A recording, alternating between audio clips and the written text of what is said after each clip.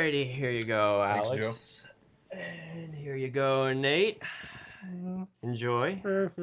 Cheers. So I say we make a bet. Yeah, sounds good to me. I bet that by the end of this review, Nate will be dead. Sounds like a good bet. And you bet that you'll still be alive. All right, I like this. Sounds good to me.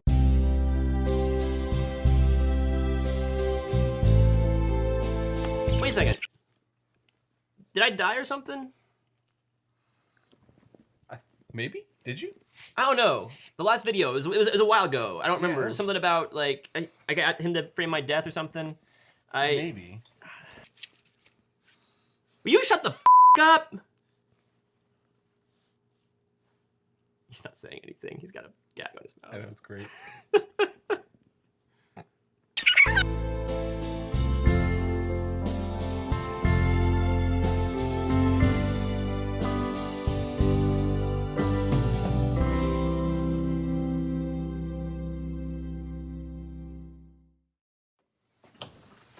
Driver's really first class. You have to try it. Listen, young man. I don't know what kind of game you're playing, but I don't want to be a part of it.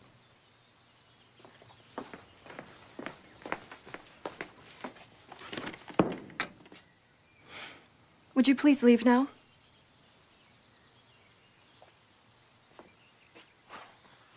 What game? I'm sorry, man, but I don't understand why you're suddenly being so unfriendly. Did Tom or I do anything to upset you? Please leave. Did you misbehave while I was outside? Was he rude? Did he say something that... Stop it! Funny Games is a movie about a family getting murdered. And it's not very funny. What? You bet that you'll be alive tomorrow at 9 o'clock, and we bet that you'll be dead. Okay? Funny Games. Funny Games. This is a movie I've been wanting to do for a while, actually. Yeah. I'm actually really excited about this because this is a movie I used to hate, like the first time I saw it. Yeah. And I've seen it multiple times since then, and I've changed my view on the movie. Well, I remember when I first saw it, I liked it a little bit. I think upon watching it again, I think that's my view of it has improved. To be clear, we're talking about the American remake of Funny Games from 2007, I believe, with that chick, Naomi Watts, and Tim Roth. Yes. Who's from that Tarantino movie at one point. That one of them.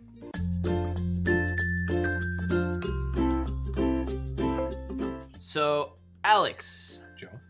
What kind of movie is this? It's a weird one, to be honest. It's just like a suspense thriller, sort of horror-ish. I don't know. Broken down, basically, it's a home invasion movie, but told in a way you've never seen any other movie. It's told in a very unconventional way. It breaks the fourth wall a lot. Multiple times, yeah. It does some things that are very taboo in movies. You just don't do in movies. Take off your clothes, honey.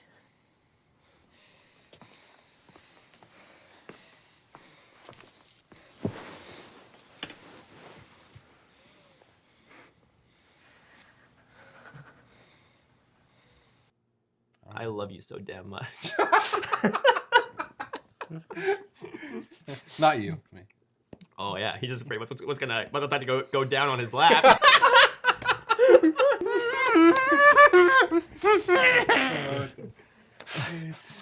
But wait, what kind of bet is this? If they're dead, they can't live up to their side. And if they win, they can't live either. Yes, they'll lose either way, that's what I'm saying. These two kids, they acknowledge that they're in a movie. In a way, they keep talking to the audience and saying, hey, look what we're doing. We're murdering a family. Let's play this game where we put a bag over a little kid's head and force his mom to strip.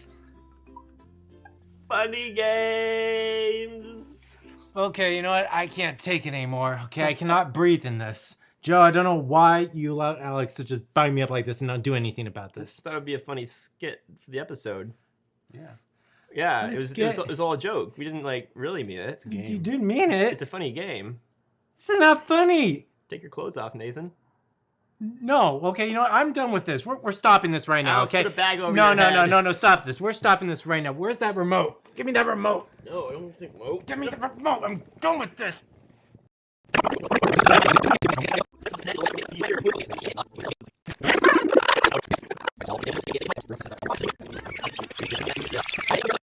And welcome to our review of Funny Games. Yeah. Yes, we're back together, all three of us. Oh, you're Wait. not tied. You Weren't can you? talk? No, I wasn't bound. What are you talking about? Is that possible? Where the hell are we? No. Funny Games. Funny Games. The movie is kind of an art house film. It has very long shots where not a whole lot happens. There's no score. Now this film is a remake. Yes. Yes, it is. The original film came out 10 years before this. Mm-hmm. And for all intents and purposes, this is a literally shot for shot, word for word, exact duplicate of the original film. Yeah, he just got some A-list actors to play the family. He Exactly. got some creepy Leonardo DiCaprio wannabes to play the kids, and just pretty much used white everywhere. He uses a lot of white in this film, and the walls, the clothes, the decor. It's like Hashtag Haneke so white. You better watch your tone, young man. You better be careful, old man, or I'll break your eggs. Yeah, you mentioned real quick, there is no score in the film. I think I kind of wanted to touch on that because I think that in a way helps the film, because we open on the family driving over to their vacation house and they're playing a game where they play some random piece of classical music and the other people in the car have to guess what it is.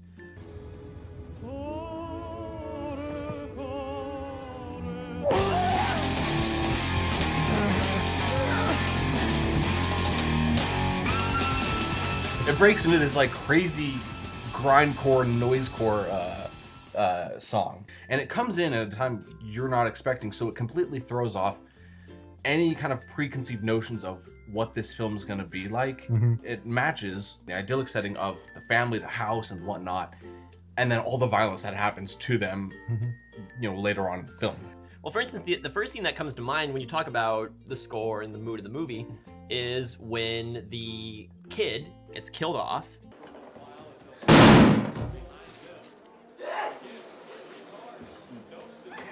Which is like, that's not something you do in movies. And in doing it this way also, it draws attention to the kid's body. Because if you notice before then, you don't know what happened. You just heard a gunshot go off. And then the next shot is a wide shot of the room, and all you see is this kid's body just kind of lying in the corner. with the blood against the wall. And your eyes are instantly drawn to that because it's so horrifying. You don't know up until that point what exactly happened. But then the aftermath of that is just this mom who's beyond the point of grief. And what does she do? She doesn't even know how to react. Turn off the TV, tries to get loose, and then what next? I guess find a way to call the cops. And I've seen people criticize the movie because she doesn't cry or really have a strong reaction, because they don't really see like when something like that hits you so hard like that, you don't know how you're going to respond. Yeah, and you're kind of just still shocked that it actually just happened right in front of your eyes. The entire thing is basically one long, drawn-out anticipation of violence, and then a violent payoff. But they have 3 different violent moments in the movie, really. Well, 4, I guess. There's the kid who gets shot, then the husband, and then... He gets shot. He gets shot, yeah, that's right. He does get shot. Off screen. And, obviously towards the end, the wife ends up dying, but they toss her overboard. The only time you ever see someone get killed on screen is one of the killers. On out. Look out!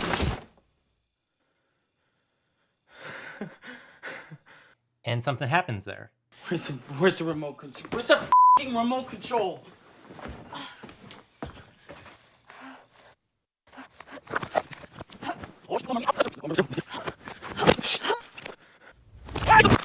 dulce, or the slow, drawn-out.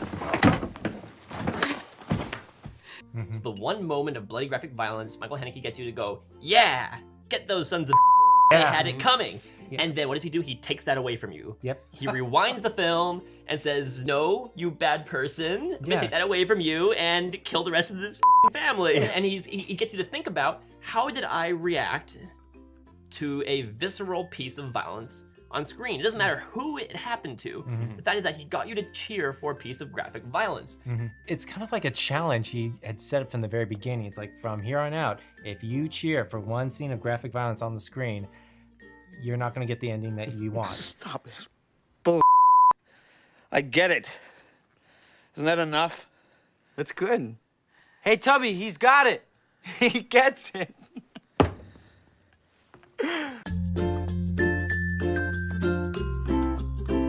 Why did Michael Haneke decide to make a movie that is no fun to watch? Well, I think he's really just kind of like commentating on violence in film and kind of like the glorification of it, how much of it is in modern films. Yeah. Now, I was under the impression that this movie was kind of regarded as a classic of sorts of art. I was under that impression too. Yeah, at least generally real perceived. However, the interesting thing is that doing a little bit of research for the movie, shortly before this review, I found out that this movie is generally pretty disliked, and there's been some pretty strong backlash against the movie. I was wondering, why do people tend to kind of bash on this movie? It may be that like they don't like to be played with. The movie definitely it goes out of its way to just screw with you. It does. And I don't think people really like that. It breaks those expectations, breaks those tropes where you have these two unlikable kids who are just nasty in what they do. And at the very end, when you're hoping they get what's coming to them, they don't. They get away with it and they do it all over again. So this is Joe's theories about why people don't like funny games. This is kind of too much text to cover my face. Again, let's just make this smaller. Let me just push it Okay, down. there we go. We Perfect, right there. Okay, so the first is people who just don't like pretentious art films.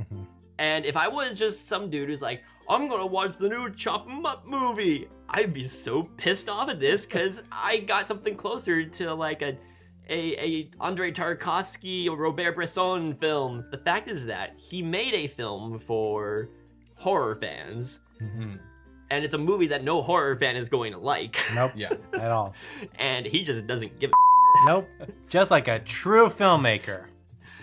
The other thing I think people have a problem with this movie is that they're instantly turned off by the message. Because I've seen people talk about this online as in like, F you, Michael Haneke. You're just as bad as those people that say that violent video games will turn you into a killer.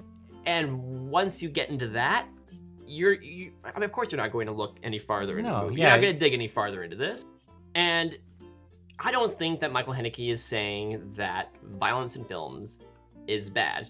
I think he just wants to get you to think about how you see violence in films and different kinds of violence. Again, there's a big difference between something like Evil Dead 2, which is kind of literally like a cartoon with blood, a Looney Tunes cartoon with blood, and then something like, I mean, for instance, one of the Saw sequels, which is just kind of getting delight in the seeing human beings ripped to pieces. And all the different scenarios you can put them in. Whereas, something like with funny games, this is so realistic, it's so unsettling. So visceral. So visceral. And it's like, I guess it does draw attention to, in a world where our entertainment is oversaturated with a lot of violence, whether in video games and, virtual media or anything like that, we have to be a little bit concerned of like what we are consuming in our lives and how that is influencing us.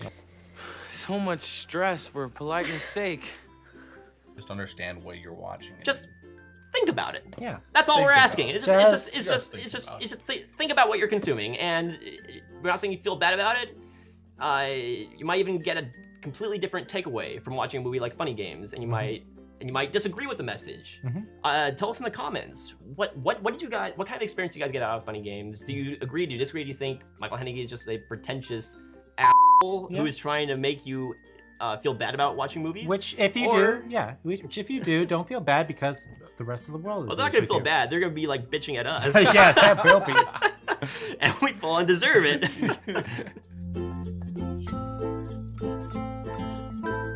I don't think it's a very fun movie. No. I think it's a very hard movie to sit through. Yeah. Intentionally. But I think in some ways it's a very important movie that just gets us to just kind of look at movies a different way altogether. It's unsettling. It's one of those movies you have to just maybe watch it once, maybe twice. 3 times, I kind of am concerned for that person who has to watch it 3 times. I watch it every Halloween. Yes. But it is an important film because it's one that you do have to chew around in your head. You have to really think about, and whether you glorify it or if you just want to see the bad guy get what's coming to him, just really think about what you are rooting for and what you are promoting in films. Alex, you have any final thoughts? No, it's kind of all wrapped up pretty well. Just Alex didn't have a whole lot to say about this he movie. didn't. no, like I like this movie. Because you're a pretentious art house film Possibly. person who Possibly. likes Nicholas Winding Refn movies. I do like. We're stabbing a person with You should watch Valhalla Rising. I haven't seen that yet, actually. It's okay. It's okay. It's okay. I like Bronson. Drive. Oh, I like Drive a lot more than I like Only God Forgives. yeah. Because I like good movies.